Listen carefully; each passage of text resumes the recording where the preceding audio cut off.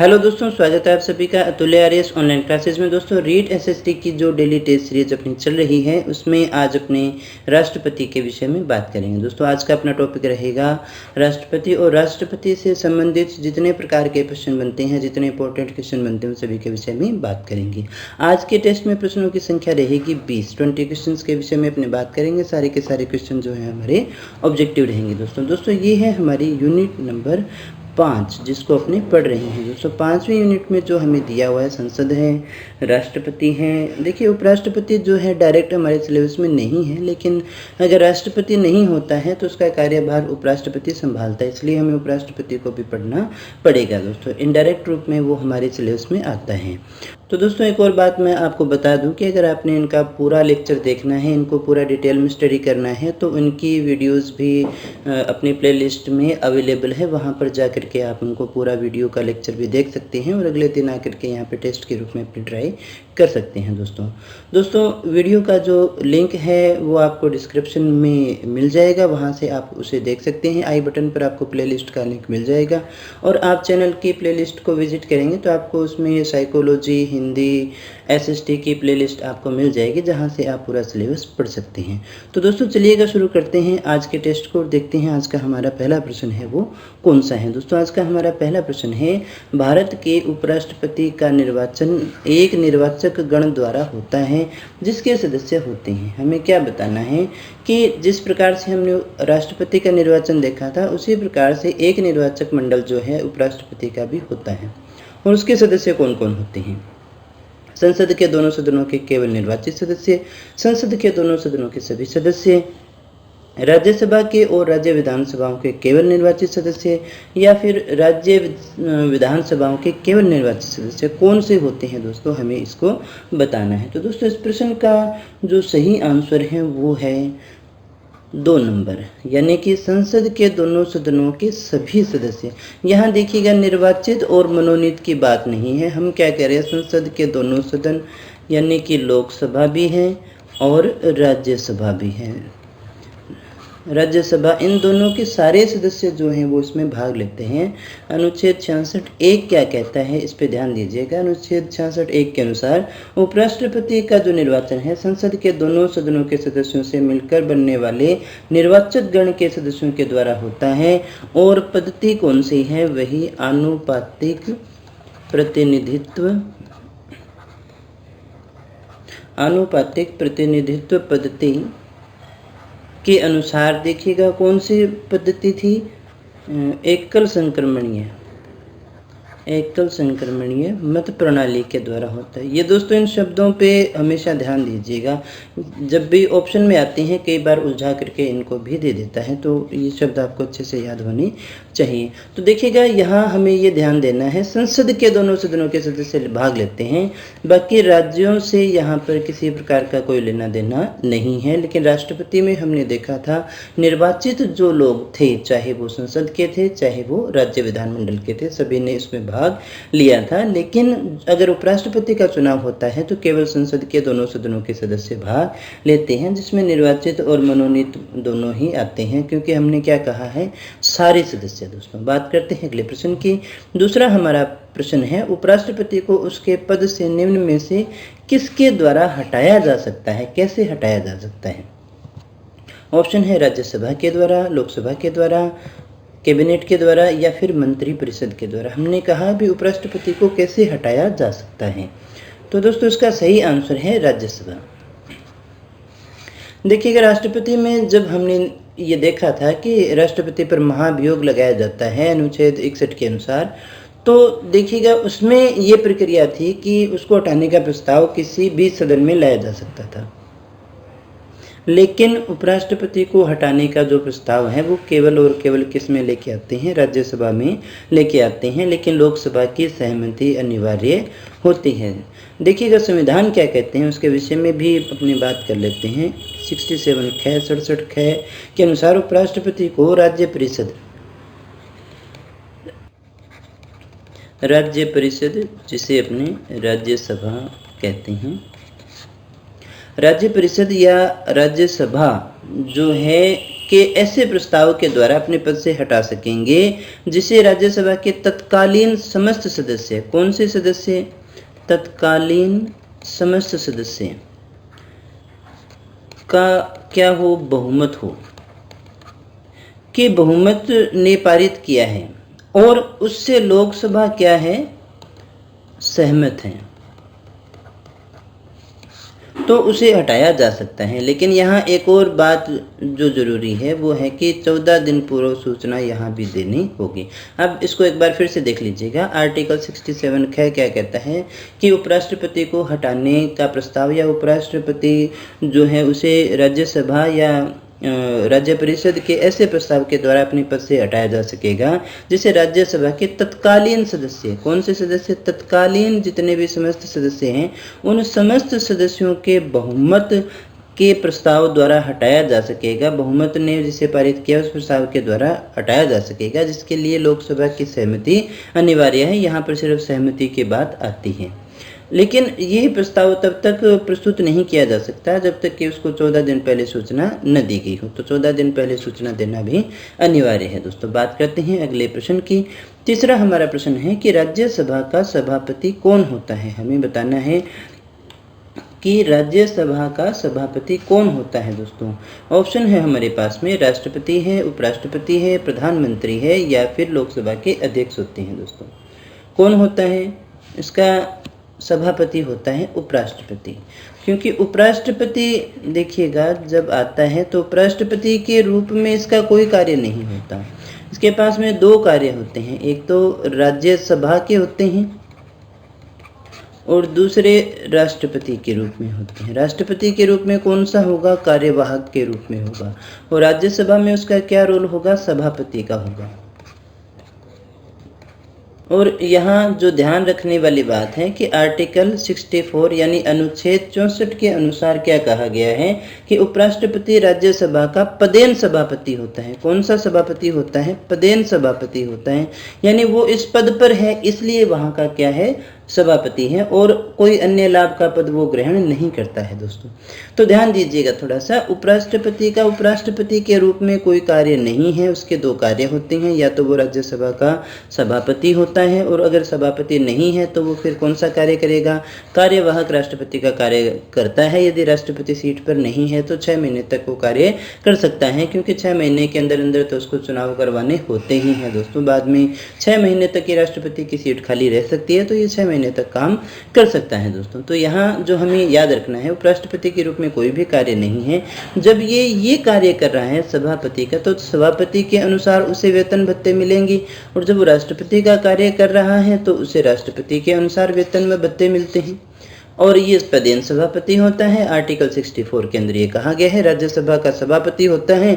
हाँ, लेकिन ध्यान ये देना है कि ये इसका सदस्य नहीं होता है। दोस्तों बात करते हैं अगले प्रश्न की। निम्न में से किस एक की अध्यक्षता ऐसे के द्वारा की जाती है जो उसका सदस्य नहीं होता है, लोकसभा, राज्यसभा, मंत्रिपरिषद या फिर विधानसभा। हमने क्या कहा, निम्न में से कौन सा ऐसा सदन है जिसकी अध्यक्षता एक ऐसे व्यक्ति के द्वारा की जाती है जो उसका सदस्य नहीं होता। दोस्तों थोड़ा सा रिकॉल करेंगे तो याद आ जाएगा आपको।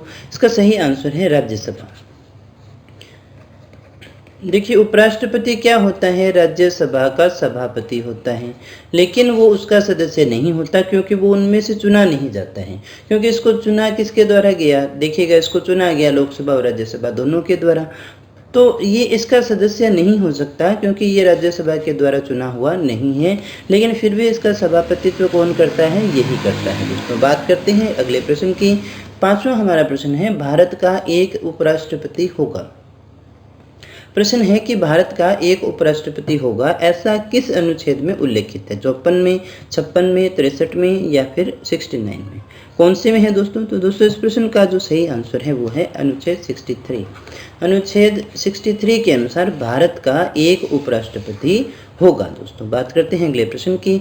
भारत में उपराष्ट्रपति के पद संबंधी प्रावधान कहाँ से लिए गए हैं, यानी उपराष्ट्रपति का पद होगा, कैसे होगा, ये सारे प्रावधान जो हैं वो कहाँ से लिए गए हैं। ऑप्शन है हमारे पास में, अमेरिका के संविधान से, या फिर ब्रिटेन के संविधान से, या फिर संयुक्त राष्ट्र चार्टर से, या फिर ऑस्ट्रेलिया के संविधान से, कहाँ से लिए गए हैं। तो दोस्तों इस प्रश्न का जो सही आंसर है वो है अमेरिका के संविधान से। ये सारा प्रावधान जो है वो अमेरिका के संविधान से लिया गया है दोस्तों। बात करते हैं अगले प्रश्न की। 7वां हमारा प्रश्न है, उपराष्ट्रपति किस सदन का सदस्य होता है?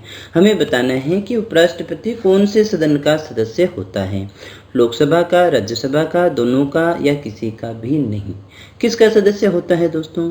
तो दोस्तों ये आप बता सकते हैं अच्छे से। तो दोस्तों इस प्रश्न का जो सही आंसर है वो है किसी का भी नहीं। हमने अभी बात भी की थी कि उपराष्ट्रपति किसी भी सदन का सदस्य नहीं होता है। वो राज्यसभा का सभापति जरूर होता है, लेकिन वो उसका सदस्य नहीं होता है दोस्तों।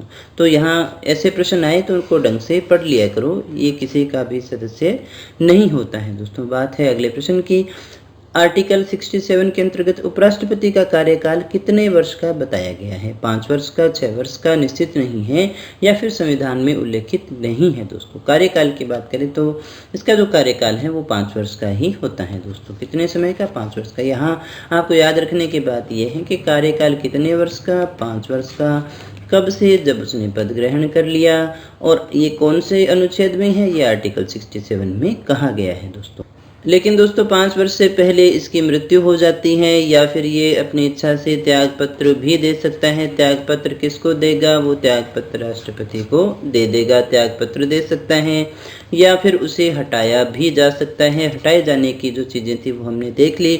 हटाए जाने का जो प्रस्ताव है वो केवल किस में लाया जाता है? राज्यसभा में लाया जाता है दोस्तों। तो कहने को अपने 5 वर्ष का कार्यकाल मानते हैं, इसी को मानेंगे, लेकिन ये भी सारी कार्यकाल से ही संबंधित बातें हैं कि वो अपना त्याग पत्र भी दे सकता है या फिर उसे हटाया भी जा सकता है। बात करते हैं अगले प्रश्न की। निम्न में से किसे कार्यवाहक उपराष्ट्रपति नियुक्त किया जा सकता है? यानी कार्यवाहक उपराष्ट्रपति किसे बनाएंगे? राष्ट्रपति को, मुख्य न्यायाधीश को, लोकसभा अध्यक्ष को। संविधान में प्रावधान नहीं है दोस्तों। क्या कहा गया? अगर उपराष्ट्रपति पद पर नहीं है तो उसका कार्य कौन संभालेगा दोस्तों? तो इसका जो सही आंसर है वो है संविधान में इसका कोई भी प्रावधान नहीं किया गया है दोस्तों। थोड़ा सा ध्यान दीजिएगा इस बात। हमने कहा उपराष्ट्रपति का कार्यभार कौन संभालेगा। अगर उपराष्ट्रपति पद पर नहीं है तो फिर उपराष्ट्रपति का तो कोई कार्य ही नहीं है ना। अगर उपराष्ट्रपति पद पर नहीं है तो फिर वो कहाँ है भाई? उपराष्ट्रपति या तो क्या होता है? सभापति होगा या फिर क्या होगा? कार्यवाहक राष्ट्रपति होगा। अगर उपराष्ट्रपति नहीं है तो क्या फर्क पड़ेगा? राष्ट्रपति तो है ना, वो अपना कार्यभार संभाल रहा है। और अगर उपराष्ट्रपति नहीं है तो यहाँ क्या प्रभाव पड़ेगा? अगर सभापति नहीं है तो सभापति जो है वो सभापति तो संभाल लेगा, वो सभापति बन जाएगा तब तक, लेकिन इसकी आवश्यकता नहीं होती। इसलिए इसका कोई विशेष प्रावधान, कोई प्रावधान हमारे संविधान में उल्लेखित नहीं है कि उपराष्ट्रपति नहीं है तो फिर कौन संभालेगा। हाँ, ये जरूर है कि अगर राष्ट्रपति नहीं है तो कार्यभार उपराष्ट्रपति संभालता है, उपराष्ट्रपति नहीं है तो फिर सर्वोच्च न्यायालय का मुख्य न्यायाधीश संभालता है दोस्तों। बात करते हैं अगले प्रश्न की। 10वां हमारा प्रश्न है, जब उपराष्ट्रपति अनुच्छेद 65 के अंतर्गत कार्यवाहक राष्ट्रपति के रूप में कार्य कर रहा है तो उसे वेतन व भत्ता मिलता है। राष्ट्रपति के समान, मुख्य न्यायाधीश के समान, लोकसभा अध्यक्ष के समान यह संविधान में प्रावधान नहीं है दोस्तों। तो इसका जो सही आंसर है वो है राष्ट्रपति के समान। अभी हमने देखा भी था कि राष्ट्रपति जब वो बन जाता है तो राष्ट्रपति का वेतन मिलेगा। और वैसे भी अब तो आप इस बात को समझ भी गए होंगे, उपराष्ट्रपति का उपराष्ट्रपति के रूप में कोई भी वेतन या भत्ता नहीं होता है। उसको वेतन भत्ता मिलेगा राष्ट्रपति का जब वो राष्ट्रपति का कार्य कर रहा है। उसे वेतन भत्ता मिलेगा सभापति का, जो राज्यसभा का सभापति होता है उसका वेतन भत्ता उसको मिलता है अगर वो वाला कार्य कर रहा है तो। बात करते हैं अगले प्रश्न की। 11वां हमारा प्रश्न क्या कह रहा है?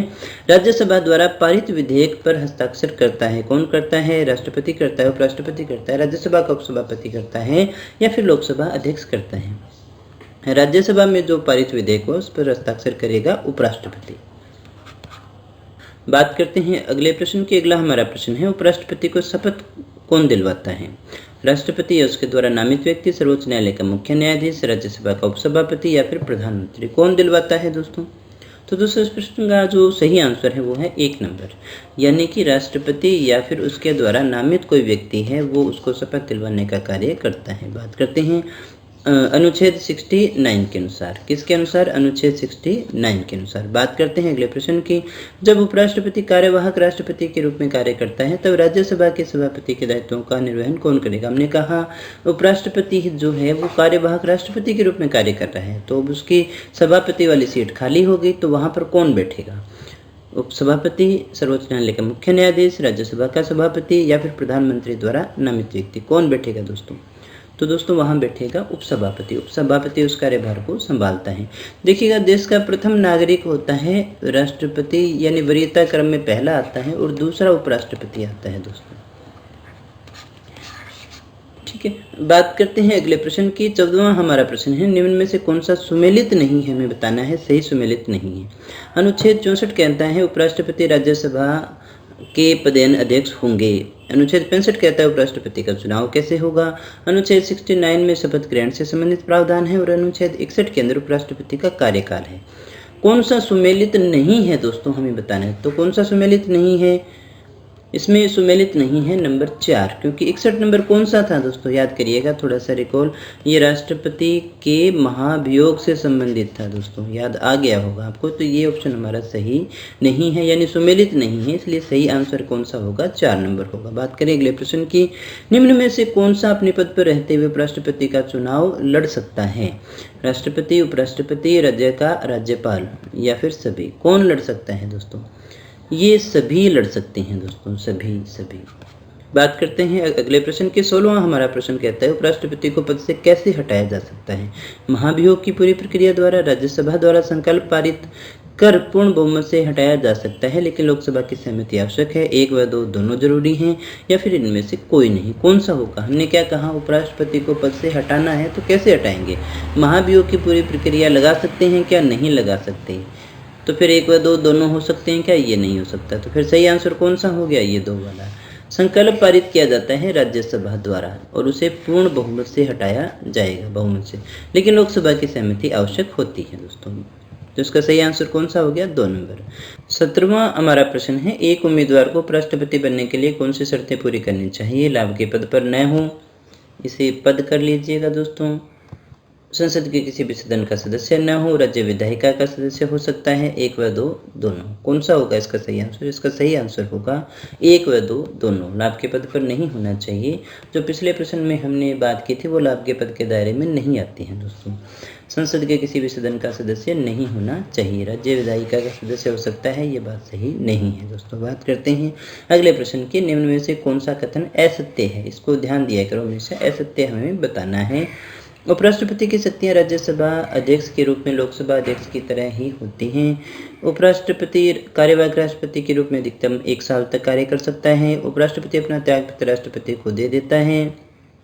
सभी असत्य हैं। कौन सा असत्य है दोस्तों? गलत बात कौन सी है दोस्तों? इनमें से सही तथ्य कौन सा नहीं है? आई होप आपने पढ़ लिए होंगे अच्छी तरह से। तो दोस्तों इसका जो सही आंसर है वो है 2 नंबर, क्योंकि उपराष्ट्रपति कार्यवाहक राष्ट्रपति के रूप में अधिकतम 1 साल नहीं 6 माह तक ही कार्य कर सकता है दोस्तों। बाकी इसके उपराष्ट्रपति की शक्ति राज्यसभा का अध्यक्ष के रूप में लोकसभा अध्यक्ष की तरह ही होती है दोस्तों। बात करते हैं अगले प्रश्न की। अगला हमारा प्रश्न है कि 19वां प्रश्न है, उपराष्ट्रपति के चुनाव से संबंधित सभी विवाद कौन जांचता है? संसद, उच्चतम न्यायालय या फिर चुनाव आयोग या फिर 1 व 2 दोनों? यानी उपराष्ट्रपति के चुनाव से संबंधित कोई भी विवाद है उसका अंतिम विनिश्चय कौन करेगा? तो वो करेगा उच्चतम न्यायालय।